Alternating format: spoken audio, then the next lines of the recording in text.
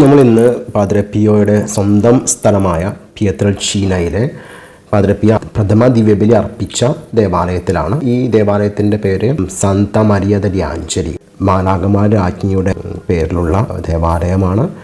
ഇവിടെയുള്ള മാതാവിനെ Maria della ലീബര, വിടുതലിൻ്റെ മാതാവ് എന്ന് കൂടി പറയാറുണ്ട്. ഈ ദേവാലയത്തിൻ്റെ 500 മീറ്റർ അടുത്താണ് പാദ്രെ പിയോയുടെ ജനിച്ച വീടും മറ്റും ഉള്ളത്.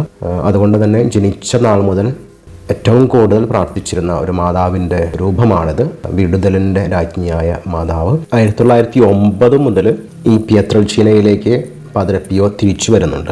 തൻ്റെ തിയോളജി പഠന കാലഘട്ടങ്ങളിൽ പ്രത്യേകമായ പല അസുഖങ്ങളായതിൻ്റെ പേരിൽ വീട്ടിലേക്ക് തിരിച്ചു വരുന്നുണ്ട്. പിന്നെ ഇവിടെ നിന്നാണ് പിന്നീട് പ്രത്യേകമായ അനുവാദത്തോടുകൂടെ തിയോളജിയൊക്കെ പഠിക്കുന്നത്.